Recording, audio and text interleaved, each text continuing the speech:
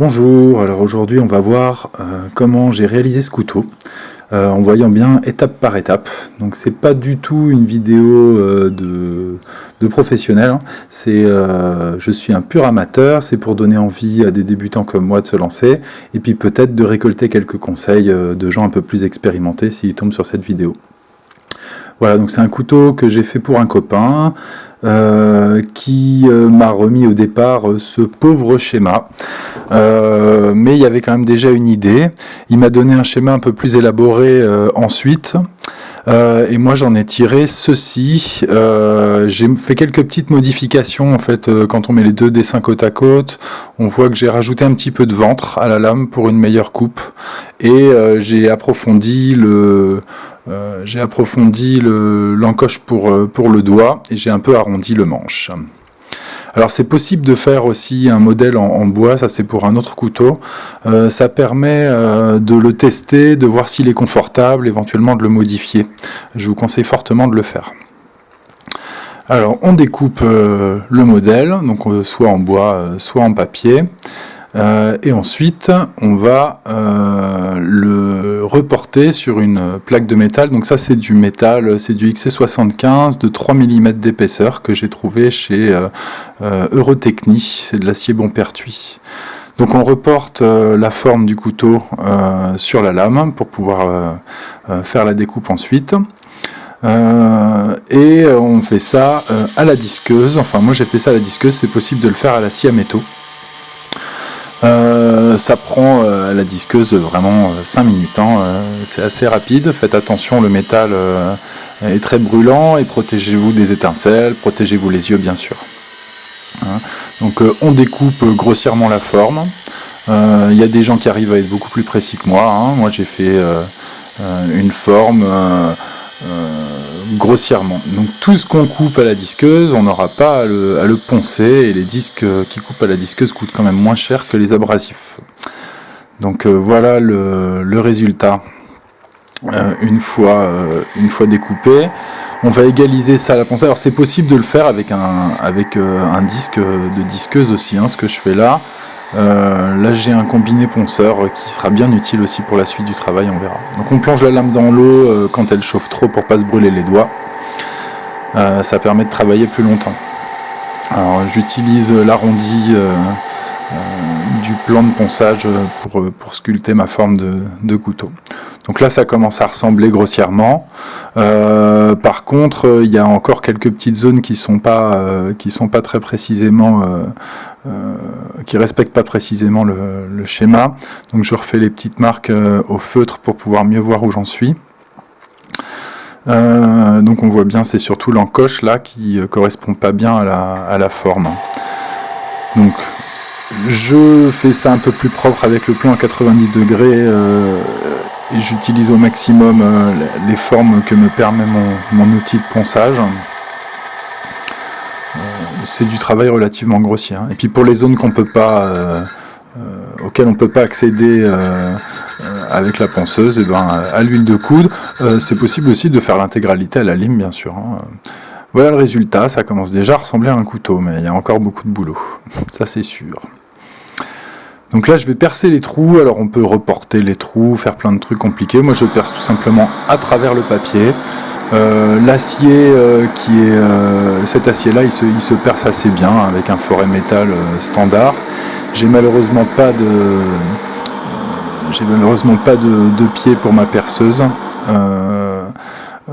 donc c'est un peu délicat de percer bien droit. Je vérifie bien sûr que le diamètre est le bon par rapport au rivet que je veux mettre, et là voilà le bruit que fait un forêt usé par rapport à un forêt neuf, ça fait une grosse différence. Donc là je noircis le fil, le futur fil de mon couteau, et je trace avec le compas pour avoir le milieu. Ça me permet de me repérer quand je vais faire les moutures. Donc je commence à prendre les moutures. Donc là je ne vais pas trop m'étendre sur le sujet parce que je suis vraiment un débutant, j'ai peu de choses à vous apprendre. Il y a plein de vidéos sur YouTube sur ce sujet. C'est une étape délicate et technique que je ne maîtrise pas encore très bien, clairement. Si vous avez des conseils, je suis tout oui. Voilà, donc on remonte progressivement les moutures. Voilà, là un côté est fait, vous voyez que la ligne n'est pas bien droite, mais c'est quand même bien affiné, donc ça va être pas très joli mais fonctionnel. Et là c'est le couteau grindé des deux côtés, donc le fil est très fin, un peu trop fin d'ailleurs, donc pour que ça risque pas de se tordre pendant la trempe, hop, je le passe un petit coup sur le ponçage. Voilà à quoi ça ressemble, c'est grossier, on voit bien les traces du papier, c'est du grain 80, j'ai qu'un seul grain pour mes tapis de ponçage. Si j'avais un grain plus fin, ça me ferait moins de boulot derrière, ça c'est sûr. Donc là j'utilise un support en métal, j'enroule du papier de verre autour, et je ponce la lame pour enlever ces vilaines stries.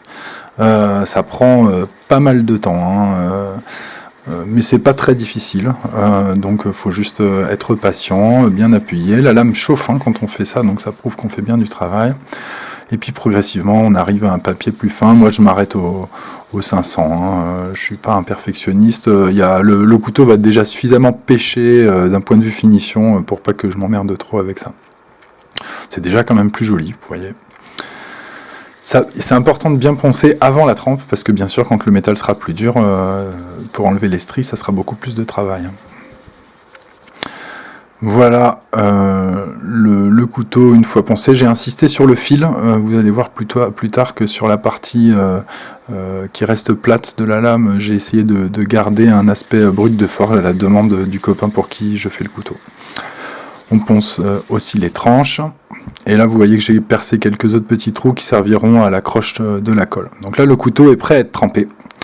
Moi j'ai trempé au feu de bois, tout simplement. Donc avec un barbecue qui a des trous dans le fond pour un meilleur tirage. J'utilise un vieux haut-parleur pour l'aimant et de l'huile de colza pour la trempe. Comme comme il fait jour et que j'avais pas envie d'attendre le soir, j'utilise l'aimant pour savoir si j'ai assez chauffé la lame, parce qu'avec la lumière qu'il y a là, on voit pas du tout la couleur du métal. Normalement, il faut chauffer le métal jusqu'au rouge cerise. Donc dans la pénombre, ça se voit bien et c'est franchement plus facile. Je vous conseille plutôt d'attendre le soir ou de faire ça dans un local un peu à l'abri de la lumière. Donc je teste la lame et là on voit qu'elle accroche encore sur l'aimant, donc je n'ai pas assez chauffé. C'est reparti pour un tour.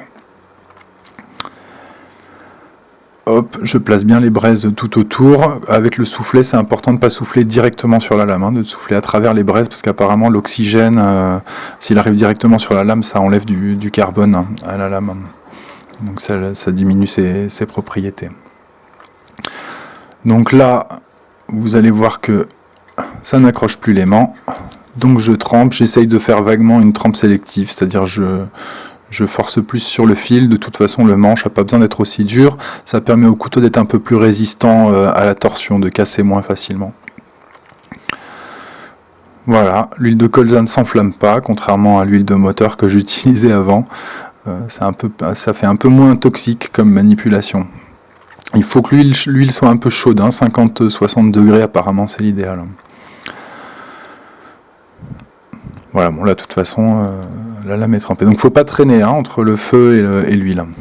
Donc on teste la lame avec une lime pour vérifier que ça n'accroche pas.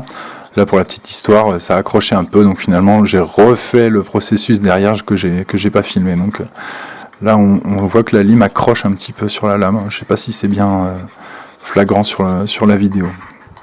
En particulier au niveau du ventre, là, au bout de la lame. Donc j'ai retrempé ma lame et maintenant je fais la normalisation, donc au four que je mets à 135 degrés parce que c'était la chaleur à 235 degrés parce que c'était la chaleur maximum du four. En fait le vendeur de métal m'a fourni cette courbe sur son site internet et donc on voit que là avec 235 degrés on est entre 58 et 60 HRC.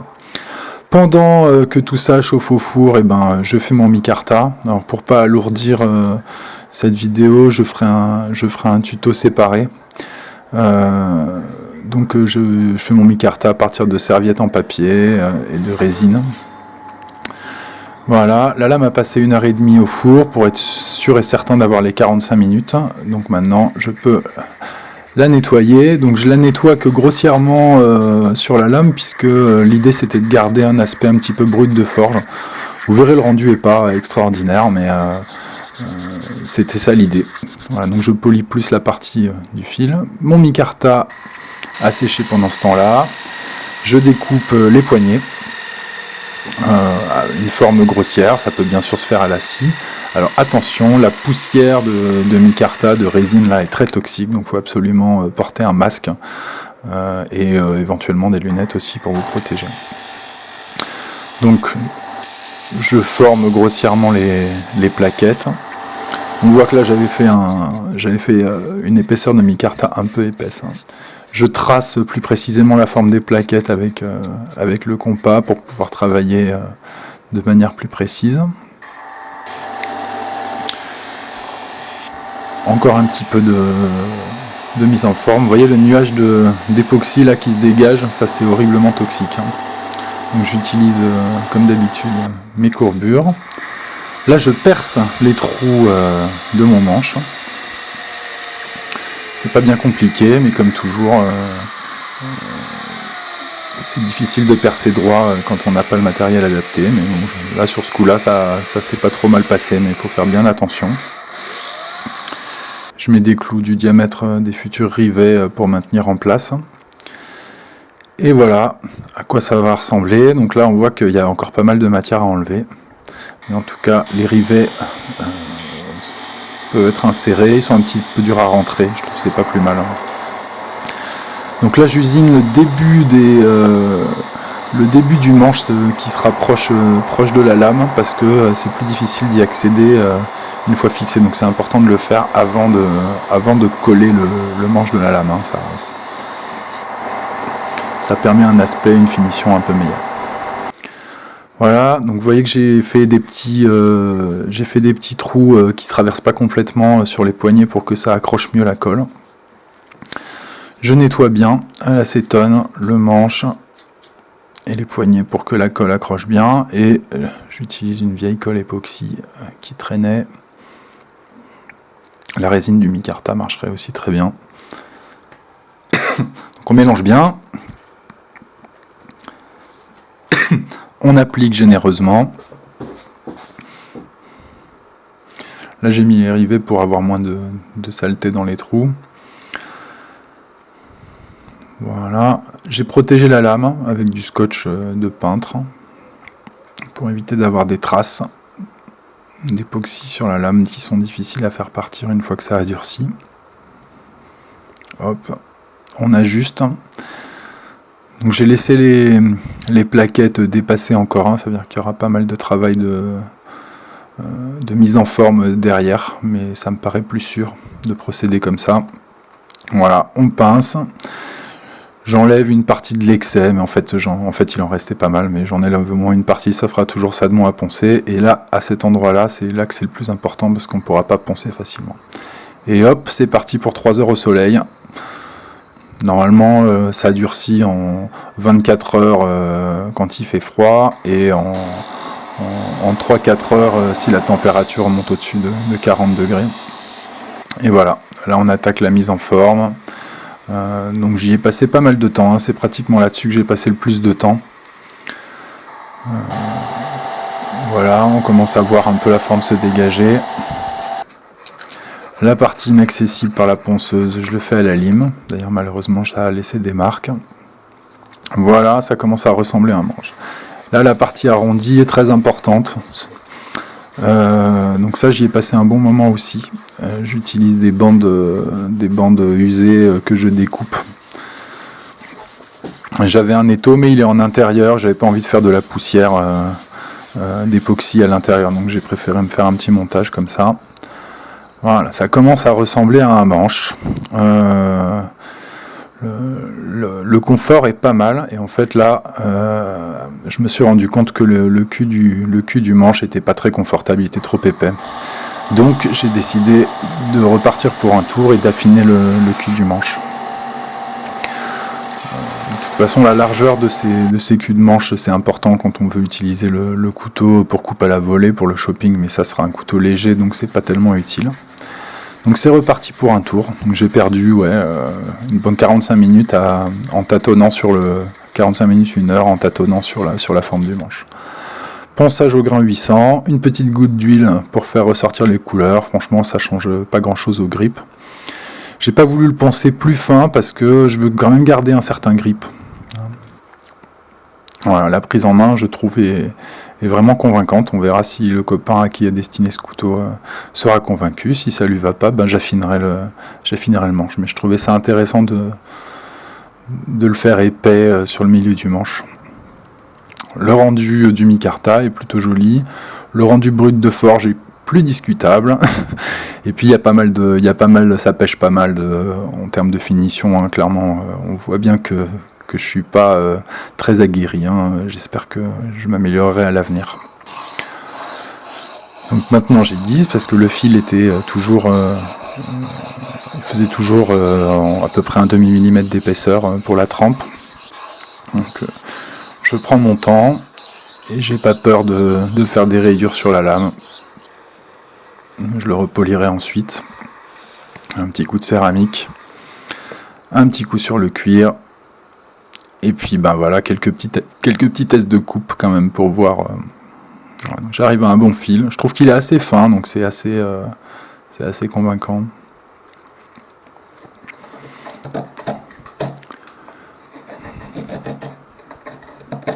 Il mord plutôt bien dans le bois et surtout il est très confortable en main. Donc pour les coupes en force, je pense qu'il n'y aura pas de souci.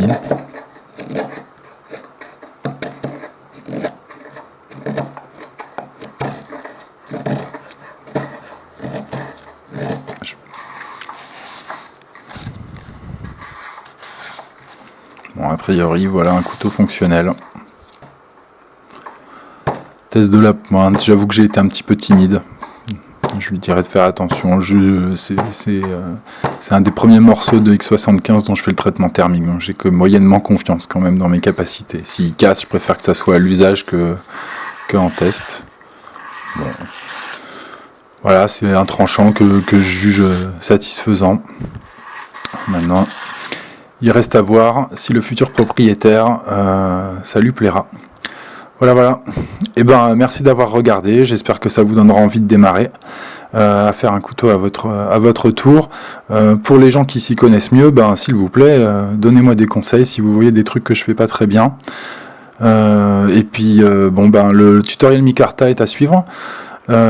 J'espère que ça vous a plu. N'hésitez pas à vous abonner sur la chaîne de Cosmic Gouache.